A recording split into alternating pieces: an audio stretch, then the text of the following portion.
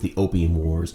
Perhaps the world's first war on drugs, with the consequences we've come to expect from waging a war on a drug. The difficulties of a government trying to stop the flow of a substance they consider to be illegal, in this case Imperial China and opium, and a large group of merchants trying to find new and clever ways to smuggle said drug, in this case the British East India Company. I suppose where our analogy might break down is the state support for said drug pushers in the conflict, in the form of the British Empire's military intervention in that conflict. And this is where the story goes from one of simple drug smuggling to a case study in international trade and world history, as well as how states might use trade and the smuggling of drugs to achieve their political ends. Now, the internet seems to have a bit of a fascination with the Opium Wars, and there are tons of videos out there already in existence about it or which reference it in some way, forcing it to seek ways to counter trade, and then they did. Opium. They would grow poppies in India, convert them into opium, sell that at a profit in China. The British had been making a lot of money selling it to the Chinese because opium is incredibly addictive. To respect China's independence and sovereignty. Oops, Opium Wars. This video has 3 goals.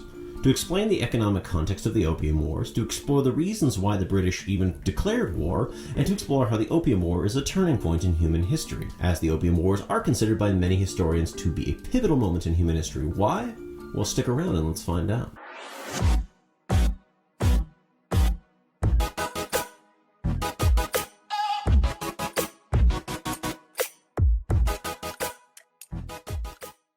Thank you so much for joining me. My name is Mr. Little, and I hope that you and your family are doing well in this time of COVID-19. Okay, for those who are not already in the know, let me give you the briefest overview of the Opium Wars. Set the timer, go. In the late 18th century, as merchants and traders from the British Empire and the British East India Company in particular expanded their reach from markets and materials during the early Industrial Revolution, they turned their attention to Asia and in particular to China. China at that time was ruled by the Qing dynasty, and one of the dynasty's ruling policies was to limit the influence of foreign cultures and to control external trade. The Qing dynasty granted Chinese merchant organizations known as cohongs a monopoly on foreign trade. The system in English is referred to as the Canton system. This limited the ability of European merchants to trade only within confined neighborhoods known as the 13 factories. Factories here referring to storehouses or emporiums. These represented 9 European powers, the United States and the British East India Company. This system limited the ability of British merchants to make a profit and trade freely. So under pressure from the merchants, King George III sent the Macartney Embassy in 1793 to negotiate with the Chinese emperor for more trade rights. The Qianlong Emperor, in short, said no.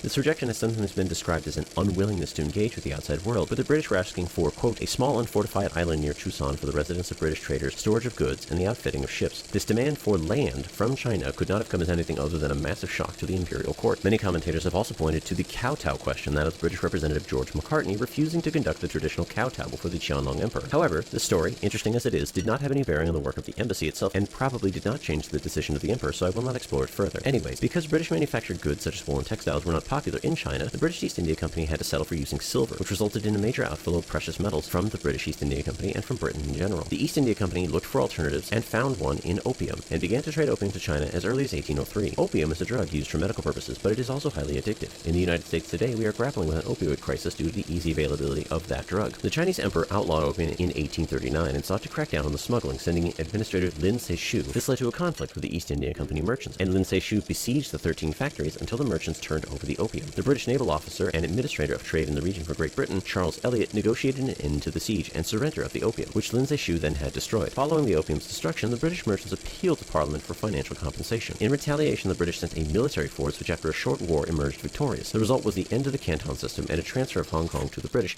as well as the legalization of the opium trade. So, that's the basic overview, but let's examine some of the details of this story in particular. First, let's add some international economic context. On the issue of trading silver for Chinese goods, it is generally true that the British East India Company was forced to use silver in their exchange with the Chinese cohongs. How much silver is actually not known, in part because of the loss of those records and because the East India Company records didn't differentiate silver sent to India versus silver sent to China. So we don't actually have a very good number, but the scholar H.V. Bowen, who has studied the East India Company, estimates that from 1785 to 1840, perhaps 7 million British pounds a year in silver were being sent to China. This was part of the reason for the desperate need for an alternative to silver, was the declining economic status of the British East India Company. Undermined by its own inefficiencies, the East India Company lost its former monopoly on trade between India and the British Isles in 1813, and hoped to compensate for this loss by importing more tea from China. And while the East India Company eventually turned to the massive opium trade, they did try other items. In particular, they tried 3 different goods. They tried sandalwood, pearls, and bird's nest.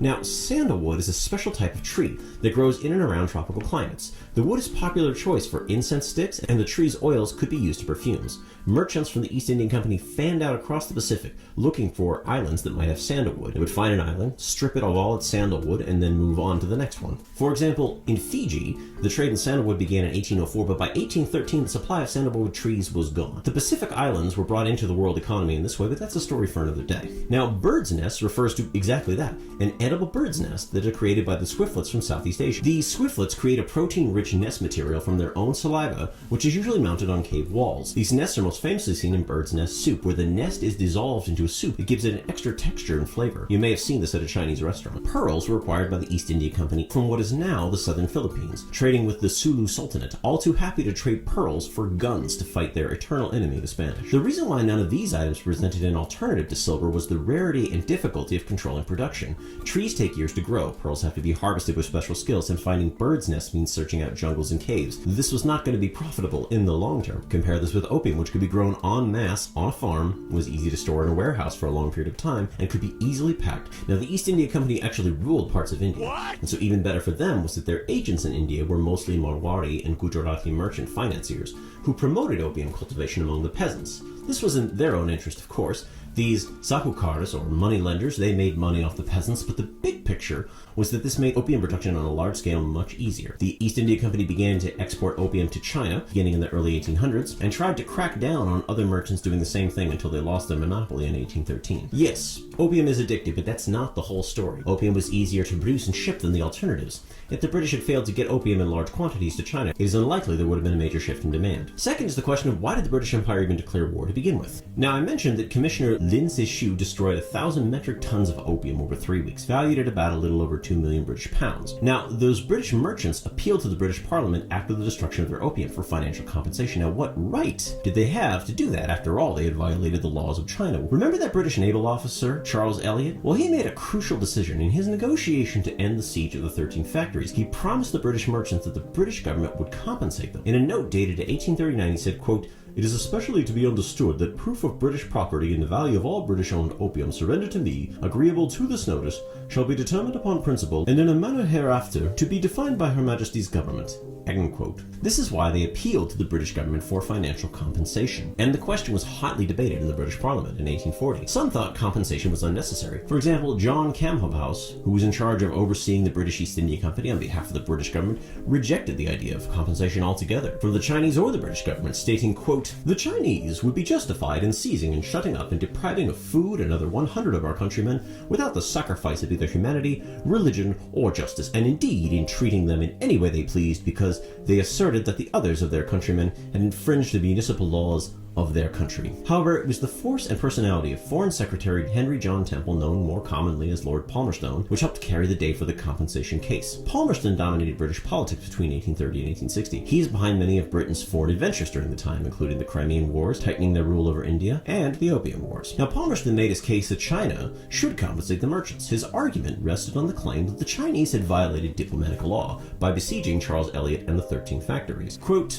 "When the British government appointed an agent to protect the interests of the British subjects, whether he were called a diplomat or commercial agent, he was equally entitled to respect, and if outrage were offered to him, the nation was outraged in his person, and was entitled to demand satisfaction, reparations, and redress." End quote. Despite the force of Palmerston, the British Parliament was firmly divided. A motion to prevent the sending of an expeditionary force was defeated by only 9 votes in 1840. To put that in perspective, there was more disagreement in the British Parliament about whether to send a military force to China in 1839 than in the U.S. Congress about sending military forces to Iraq in 2003. Contemporary scholars usually make the case that the Opium War was, in a larger sense, about free trade and opening up Qing China, forcing an end to the Canton system and allowing in opium. So what is the idea of free trade? Well, free trade is actually a pretty simple idea. When merchants who are from 2 different nations wish to exchange goods across borders, then they historically might be required to pay a tariff or a tax on their goods. Tariffs have varied in their intensity depending on the ruler and the location throughout history.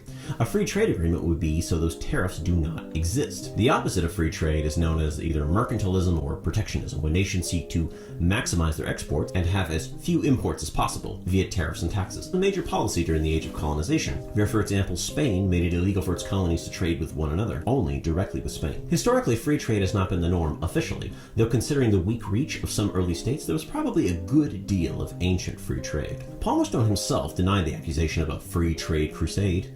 During a debate on sending military forces to China, he said, and I quote, "The Chinese government should see that Great Britain was in earnest not to go to war, as was falsely alleged by some, for the purpose of forcing upon the Chinese the opium trade, or any other trade upon the Chinese, that we had no right to do, but in earnest in requiring and demanding a just reparations be made for the outrages that had been committed." End quote. The statement should be seen in connection with other statements made by Palmerston during the debates over the war. Opponents questioned the morality of the opium trade, pointing out the dangers that it did to the people of China. Palmerston rejected this and said there would be no trade in opium if the Chinese themselves did not want it. The British Secretary of War at the time, Thomas Macaulay, echoed the sentiment during the debate over the war. Quote, "The British have learned from history that no machinery, however powerful, had been sufficient to keep out any country of the luxuries which the people enjoyed. What Great Britain could not in effect with the finest marine, the most trustworthy and preventative service in the world, was not likely to be effected by the feeble efforts of the mandarins of China." End quote. In other words, well, if they want it, we should be able to sell it to them regardless of the law. This sentiment was codified in the final text of the Treaty of Nanjing, which ended the war in 1842, and included this agreement in Article 5, quote, "The Emperor of China agrees to abolish the Kohong system at all ports where British merchants may reside, and to permit them to carry on their mercantile transactions with whatever person they please." End quote. All of this is to say that the Opium War is more about merely another conflict between imperial powers.